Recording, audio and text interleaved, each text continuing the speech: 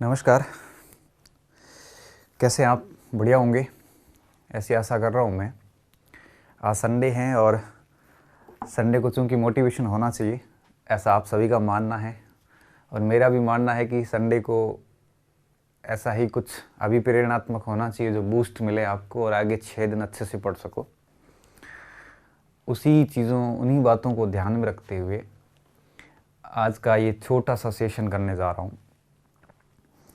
देखो, होता क्या है कि जब भी हम पढ़ते हैं तो या फिर कोई भी काम करते हैं तो दरअसल असफलता के चांसेस बहुत ज़्यादा होते हैं और असफलता की यही चांसेस कहीं ना कहीं हमारा आत्मविश्वास भी डगमगाते हैं और एक प्रकार से निराशा हतोत्साहन की ओर हमें ले जाते हैं।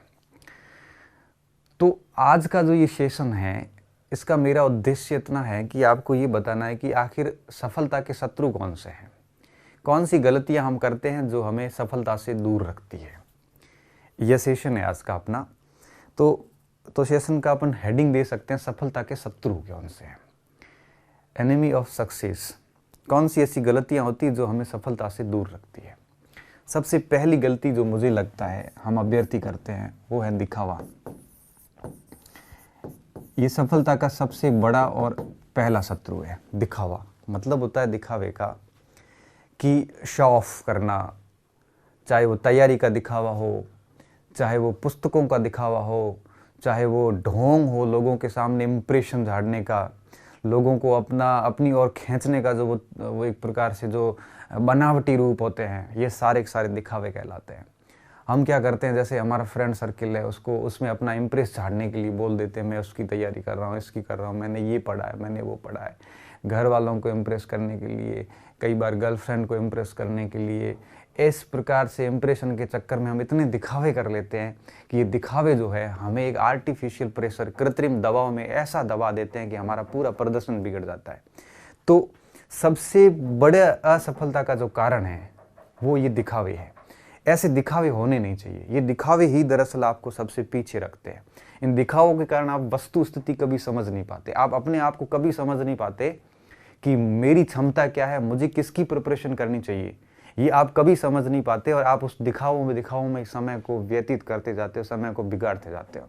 तो सबसे पहला काम ये कीजिए कि आप दिखावे ना कीजिए, आप सिर्फ तैयारी कीजिए, दिखावे ना कीजिए। तैयारी करते जाइए, जब परिणाम आएगा तो अपने आप इतना शोर मचा देगा कि पूरी आपके आसपास में जितना आप इंप्रेशन झाड़ना चाहते हो, जो आपके उद्देश्य है दिखावे के पीछे के, वो सारे उद्देश्य परिणाम अपने आप ही उन उद्देश्यों को साकार कर देगा। तो ये सफलता का सबसे बड़ा शत्रु होता है दिखावा। ये दिखावा आपको अपनी वस्तु स्थिति से कभी वाकिफ नहीं होने देगा। आप वास्तव में क्या हो, आपकी क्षमताएं कितनी है, आप क्या कर सकते हो, आप क्या बन सकते हो, आप किसकी प्रिपरेशन कर रहे हो, आप क्या हो, मतलब ये वस्तु स्थिति जो है ना, ये जो रियलिस्टिक अप्रोच है, इससे आपको कभी वास्तविक अर्थों में वो जुड़ने देगा ही नहीं है दिखावा। तो सबसे पहला काम ये कीजिए कि इस दिखावों से बाहर आइए। अगर आप असफल हो रहे हैं तो कहीं ना कहीं दिखावा उसका एक अहम कारण है। अगर आप दिखावा नहीं कर रहे हैं फिर भी आप असफल हो रहे हैं तो दूसरा कारण है अनियमितता। ये अनियमितता भी आपकी असफलता का बहुत बड़ा कारण है और अधिकांश अभ्यर्थी इस वजह से असफल होते हैं। मैं कह रहा हूँ कोई भी कार्य हो, चाहे जीवन में पढ़ाई का कार्य हो, चाहे कोई भी व्यवसाय हो, चाहे वो आपके यूं कहिए कि कोई भी कार्य हो, कोई बिजनेस हो, कोई भी हो, अनियमितता असफलता का सबसे बड़ा कारण होती है। आप कोई भी कार्य को अगर नियमित रूप से 2-3 घंटे भी करते हो, डेफिनेटली वो आपको सक्सेस दिलाएगा। एक दिन पढ़ लिए 10 घंटे, 10 दिन फिर पढ़ाई नहीं की, 5 दिन फिर छोड़ दिया, 2 दिन फिर पढ़ लिया, ऐसा नहीं होना चाहिए। नियमितता बहुत ज़रूरी होती है। पढ़ाई में जितनी नियमितता रखोगे, चाहे मैं कह रहा हूँ कि 2 से 3 घंटे रेगुलरली पढ़िए, लेकिन पढ़िए। चाहे आप जिम जाते हो तो आप डेली आधा घंटा रेगुलर जाते हो तो फायदा होता है। अगर आप सोच रहे हो कि 30 दिन में आधा घंटा जा रहा हूँ, मतलब 15 घंटे में एक दिन में कंटिन्यू कर लेता हूँ, ऐसा नहीं होता है। जो काम नियमितता में होगा वो काम कभी नहीं, मतलब आप एक साथ नहीं कर सकते। तो नियमितता बहुत ज़रूरी होती है। आपने महसूस किया होगा जैसे ही आपकी पढ़ाई छूटी, पढ़ाई छूटने के बाद में वापस उस पढ़ाई को फ्लो में आने में आपको करीबन करीबन 10 से 15 दिन लग जाते हैं। तो पढ़ाई जैसी नियमितता टूटती है, वापस उस नियमितता को बनाए रखने में या वापस उस फ्लो में आने में आपको 15-20 दिन आपके व्यय हो जाते हैं। इसलिए कह रहा हूँ कि स्टूडेंट, आप जो है वो अपने काम में नियमितता ज़रूर रखें। और ये नियमितता जो है ये कब बनेगी? नियमितता तब बनेगी जब आप ये सोच के रखोगे कि अगर मेरी नियमितता टूट गई तो 15 दिन सीधा डिस्टर्बेंस है और आप दुनिया से पीछे रह जाते हो। इसलिए अगर आप फेल हो रहे हैं तो दिखावा एक कारण है, अगर आप दिखावे नहीं करते फिर भी फेल हो रहे हैं तो मतलब ये है कि आपकी नियमितता नहीं है, आप अनियमित हैं, बिल्कुल अनियमित रूप से काम कर रहे हैं। उसके बाद में सफलता का तीसरा सबसे बड़ा जो शत्रु है वो होता है आपके अस्त व्यस्त होना। अस्त व्यस्त का क्या मतलब है? अस्त व्यस्त का मतलब होता है प्लानिंग नहीं होना। अब किसी भी चीज़ की जब प्लानिंग नहीं होती है तो बिना प्लानिंग के कोई भी कार्य सक्सेस नहीं होता है। हम कहते हैं ना, वो एक कोट है ना कि एक व्यक्ति कार्य की अधिकता से नहीं दबता है, एक व्यक्ति कार्य के अस्त व्यस्त होने से दब जाता है। आपको पता ही नहीं आपको करना क्या है, सुबह उठ के क्या करना है, मॉर्निंग में क्या पढ़ना है, इवनिंग में क्या पढ़ना है, सप्ताह भर में क्या पढ़ना है, आगे 4 महीने की प्रिपरेशन कैसे करनी है। जब अस्त व्यस्त हो जाते हैं, जब कोई प्लानिंग नहीं होती है, नियोजन का पूरा अभाव होता है। अब प्लानिंग आपके पास नहीं है, नियोजन का मतलब अभाव है, तो ऐसी अस्त व्यस्तता जो है, और या यूँ कहिए कि आपका कोई निर्धारित लक्ष्य नहीं है, तो ये जो अस्त व्यस्त रहना, ये अस्त व्यस्त रहना भी आपकी असफलता का एक बहुत बड़ा कारण हो सकता है। तो अगर आप मान के चलिए दिखावा नहीं कर रहे हो, नियमित भी बने हुए हो आप, लेकिन आप इतने अस्त व्यस्त हो कि आपको पता ही नहीं है कि एक दिन आप इतिहास पढ़ रहे हो, एक दिन भूगोल पढ़ रहे हो, एक दिन आप पता नहीं क्या पढ़ रहे हो, इसलिए होगा क्या? अंत में यही होगा कि समय खराब करोगे और आपको याद कुछ भी नहीं होगा। इसलिए कह रहा हूँ कि हमेशा नियोजन मतलब एक प्रकार से प्लानिंग के साथ काम कीजिए, प्रॉपर स्ट्रेटजी के साथ काम कीजिए।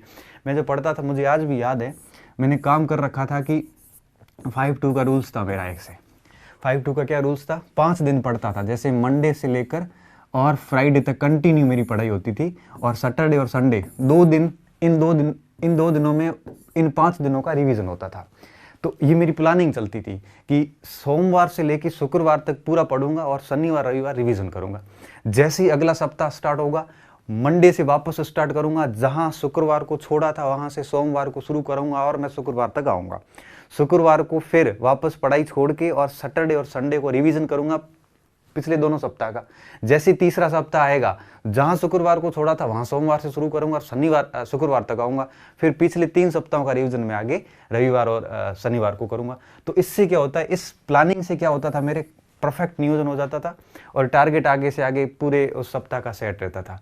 तो आप लोग भी ऐसा कुछ करिए कि आप ऐसे अस्त व्यस्त ना हो, बिल्कुल प्लानिंग के साथ काम करो और एकदम टारगेट ओरिएंटेड होना चाहिए।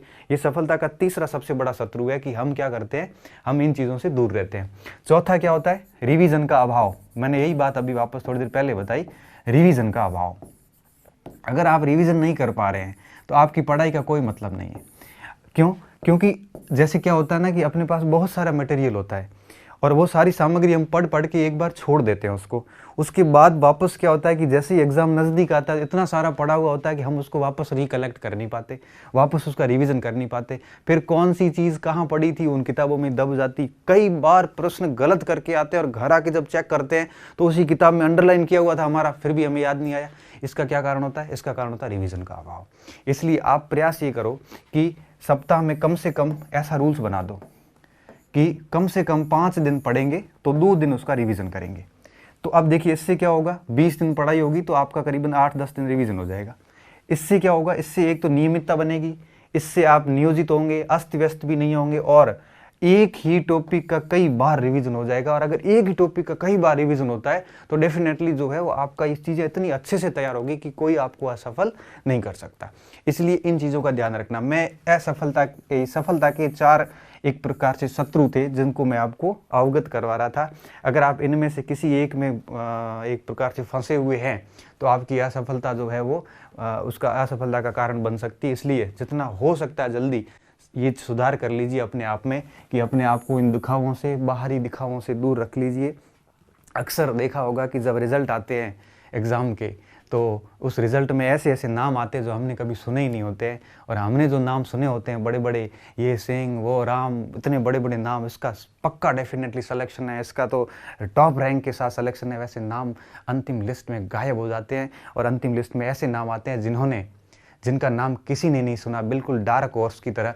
इसलिए कहता हूँ कि दिखावे मत कीजिए। जो आपने बड़े बड़े नाम सुन रखे थे, जो एक्सपेक्टेड थे रिजल्ट, उनका नाम भी नहीं था, वो दिखावे थे। और ऐसे नाम अंदर आए, ऐसे बच्चे टॉप कर गए जिनका नाम कभी सुना नहीं था, वो रियल थे लोग। इसलिए कहता हूँ कि दिखावों से हटके अपने आप को गुमनामी की दुनिया में गायब कर दीजिए, और जब तक अंतिम लक्ष्य प्राप्त नहीं होता तब तक आप है वो एकदम दुनिया से गायब रहिए, और अपना पूरा का पूरा फोकस अपनी तैयारी पे कीजिए।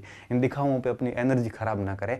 बस सबसे बड़ा कारण मैं ये मानता हूँ, इसलिए आप इन दिखावों से दूर होकर अपने आप को इस दुनिया की सारी जितनी भी ये ढोंग हैं, इन सारों से दूर करके सिर्फ अपने आप को किताबों तक सीमित करोगे तो डेफिनेटली आप सक्सेस होंगे। दूसरा, अपने आप को नियमित करो, भले आप 2 घंटे पढ़ो लेकिन नियमित करो, प्लस नियोजित करो अपने आप को, बिल्कुल प्लानिंग के साथ काम करो कि मुझे 1 महीने में टारगेट सेट करो कि 1 महीने में क्या पढ़ना है। 1 महीने में मुझे जैसे भूगोल पढ़ना है तो मुझे इस पूरे भूगोल को 1 महीने में कैसे पूरा करना है, इसकी प्लानिंग करके चलो। अपने आप को घंटों में मत बांधो कि मैं 8 घंटे पढ़ूंगा, सुबह इतने बजे उठूंगा, ऐसे घंटों में मत बांधो। आप अपने आप को ऐसे प्लान करो कि मुझे आगे के 2 महीने में मुझे ज्योग्राफी और हिस्ट्री पूरे करने, क्योंकि एक सब्जेक्ट को एक साथ एक दिन में आप 2-3 सब्जेक्ट एक साथ पढ़िए, बड़ा मज़ा आता है, क्योंकि एक सब्जेक्ट में हम बोर हो जाते हैं। तो 2-3 सब्जेक्ट एक साथ लेके कितने महीने में पूरा करना है, तो महीने का टारगेट सेट कीजिए। उसके बाद में पर डे उसको जितना आप, जब तक आपकी आंखें थक नहीं जाती तब तक उसको पढ़ते रहिए।